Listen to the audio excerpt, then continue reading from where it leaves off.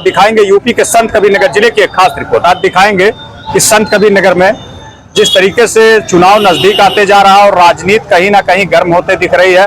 आज हमारे साथ मौजूद है सर्जन आवाज पार्टी के राष्ट्रीय अध्यक्ष कर्नल साहब, और आज अभी कलेक्ट्रेट में भी देखे गए क्या पूरा मामला है। आइए खास बातचीत करेंगे, क्योंकि 62वें लोकसभा से प्रत्याशी भी है और अपने ही पार्टी से और राष्ट्रीय अध्यक्ष भी है।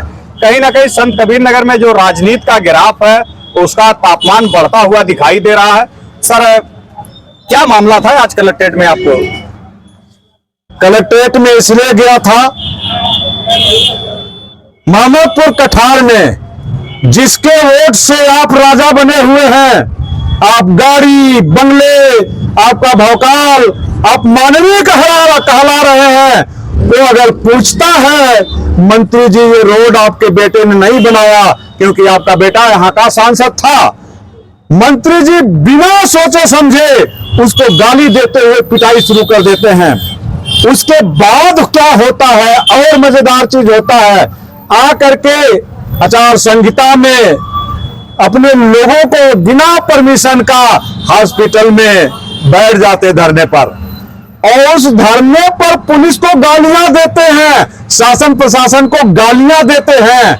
ये कहते हैं पुलिस चोर है। आप उस वीडियो को मैं तो सबको बताऊंगा, संत कबीर नगर में नहीं बल्कि पूरे भारतवर्ष में उस वीडियो को देखिए, जहां पर एसपी से लेकर सारे पुलिस वाले असहाय पड़े थे।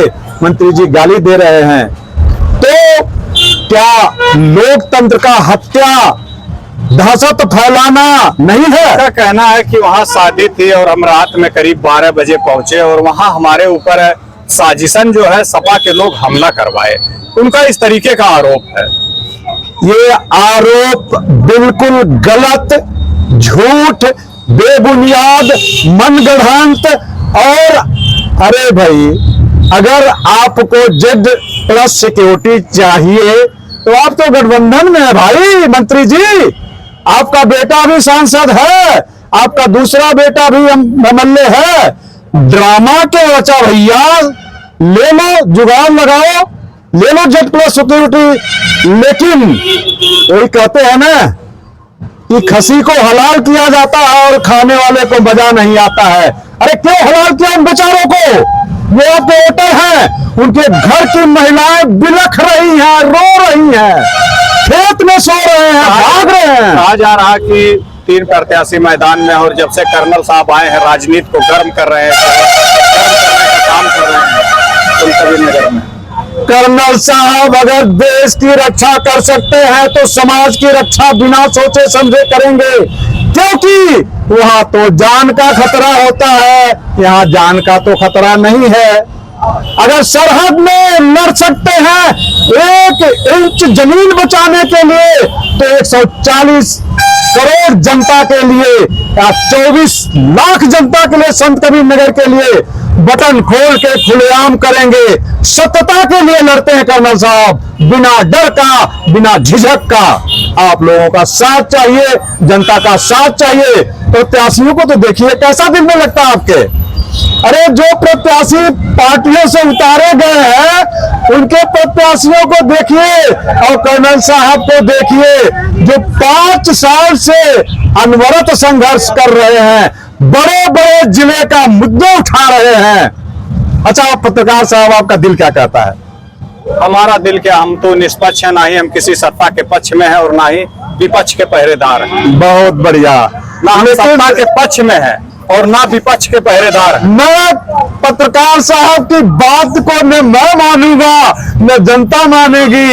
इन लोगों का तो दिल तो मेरे साथ आ गया है, वोट मिले न मिले, मुंह से कुछ भी बोले, लेकिन दिल अब तो मैं चितचोर हो चुका हूं संत कबीर नगर का। देखा गया कि जब जिस समय ये बहुत बड़ा चुनाव है और देश के सबसे बड़े पंचायत में लोग पहुंचते हैं और पत्रकार सुबह से शाम तक लोगों के बीच रहते हैं, और लगभग देश को आज आजाद होकर 75 साल से ऊपर हो गए, और इसके बाद अभी तक कहीं ना कहीं जो भी सरकारें रही, चाहे वो किसी की भी रही हो आज तक केंद्र में, हमेशा पत्रकार के लिए, क्यों पत्रकार के ऊपर हमेशा उस पर कोई नेता क्यों नहीं बोलता? बहुत बढ़िया प्रश्न किया भाई। आपका नाम? 75 साल से कोई नेता ऐसा नहीं है। मोहम्मद, मेरा नाम असलम खान है।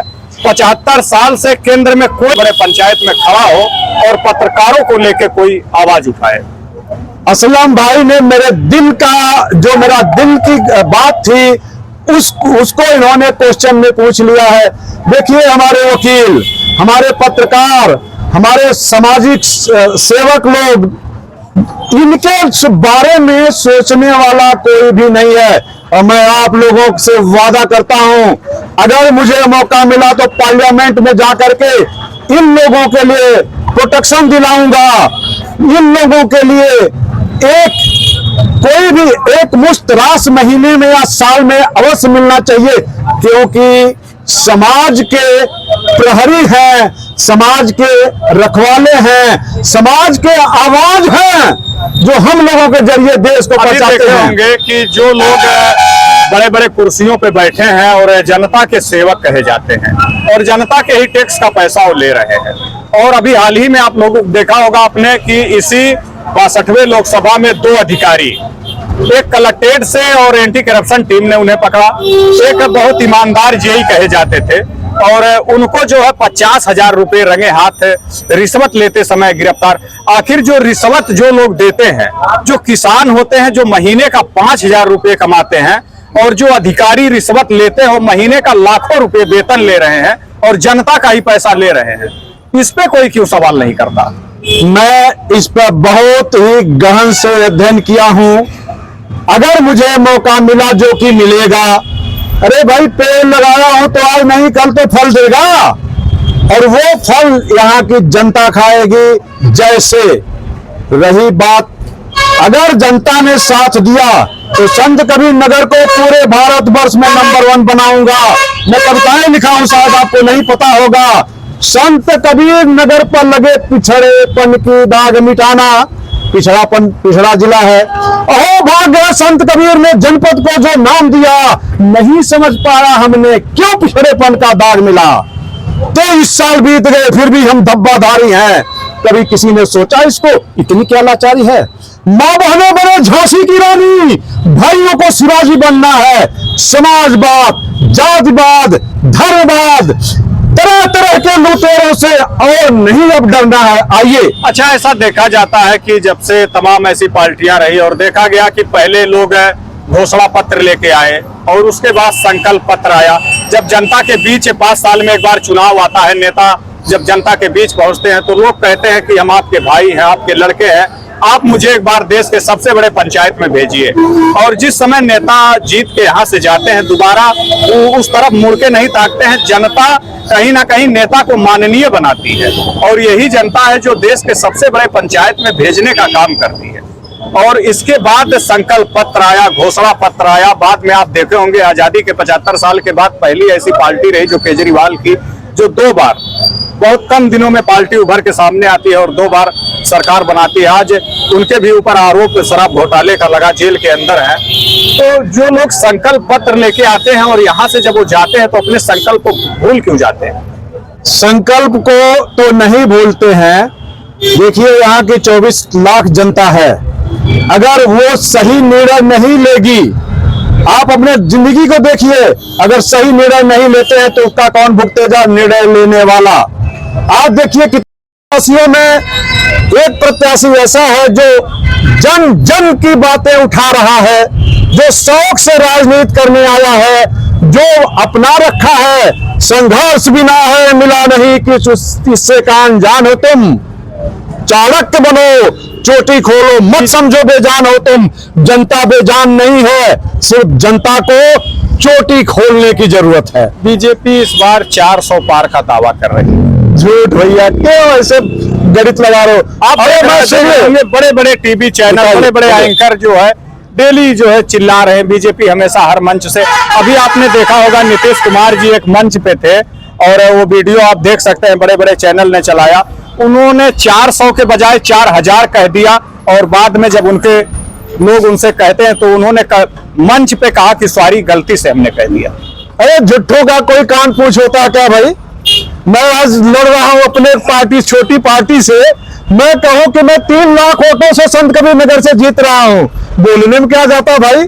अरे मैं तो संघर्ष कर रहा हूं, भाइयों से मांग रहा हूं। नहीं, कर्नल साहब भी लोगों के बीच दौड़ रहे हैं और जिस समय अगर वो कुर्सी मिल जाए तो यहाँ की जनता अरे अरे मेरे भैया, इतने यही समझ लो, यही तो सबसे बड़ी तकलीफ है।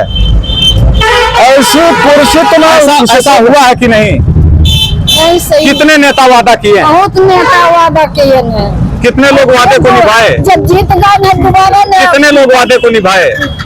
गलत कहा हो तो आप बताइए। सही बात। अब वो में की है। चुनाव में कितने जुमलेबाजी हैं? हाँ वो तो सही है, लेकिन सर जो अपना मेहनत, क्या मानते हैं कर्नल साहब को? कर्नल साहब को मैं बहुत अच्छी तरह मानता हूँ, जानता भी हूँ। क्या चाहेंगे इस बार? इस साहब मैं ये चाहता हूँ, संघर्ष कर रहा हूँ, चाहो कि हमारे कर्नल साहब विजयी बने। तो कर्नल साहब उस मामले को लेके आप क्या कहे? आज कलेक्ट्रेट में क्या बातें हुई आप? कलेक्ट्रेट में ये बातें हुई हैं कि जब जिस तरह से उनको सताया गया, उनका शोषण किया गया, उनको धमकी दिया गया, उनको आतंकित बनाया गया, प्रशासन जाए, पहले वहां का कॉन्फिडेंस रिस्टोर करे, मंत्री के ऊपर एफआईआर किया जाए, मंत्री जनता से माफी मांगे। मंत्री जी कहते हैं हमारे ऊपर खुद हमला हुआ, तो कैसे मंत्री जी के ऊपर क्या एफआईआर? आप जानते होंगे कि जो है डबल इंजन की सरकार है केंद्र में भी, और उनकी अपनी पार्टी है, और इस समय वो कैबिनेट मंत्री हैं। अब बताइए, कैबिनेट मंत्री जो आपको लगता है कि संत कबीर नगर की पुलिस, बल्कि उत्तर प्रदेश की पुलिस और मंत्री जी पे वर्तमान मंत्री हैं, अगर मंत्री जी को जनता ने पीट दिया है तो प्रशासन का फेल्योर है। 25 पुलिस वाले उनके साथ थे, उनके कार्यकर्ता उनके साथ थे, उनकी सरकार प्रदेश में है, उनकी सरकार देश में है, फिर भी वो कहते हैं कि मुझे मार दिया लोगों ने। कलेक्ट्रेट में डीएम साहब क्या कहे जब आप? डीएम साहब से मेरी बात हुई है, डीएम साहब ने मुझे आश्वस्त किया है कि मैं मंत्री के खिलाफ भी कार्रवाई, जो भी उचित कार्रवाई होगी वो मंत्री के खिलाफ भी होगी, संवैधानिक तरीके से होगी, कानूनन होगी।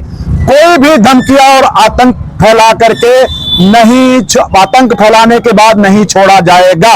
प्रश्न का जवाब दिया, और वास्तव में प्रत्याशी कहीं ना कहीं जनता के बीच दौड़ रहे हैं। देखना यह है कि हमारे जिले में, और देखा जाए कि एक गठबंधन के प्रत्याशी हैं और दूसरे जो है भारतीय जनता पार्टी के प्रत्याशी हैं, बीएसपी के भाई मैदान में है, और कर्नल साहब खुद अपनी पार्टी से चुनाव लड़ रहे हैं। अब ये तो आने वाला वक्त ही बताएगा कि जनता किसे जो है देश के सबसे बड़े पंचायत में भेज रही है। इस तरह की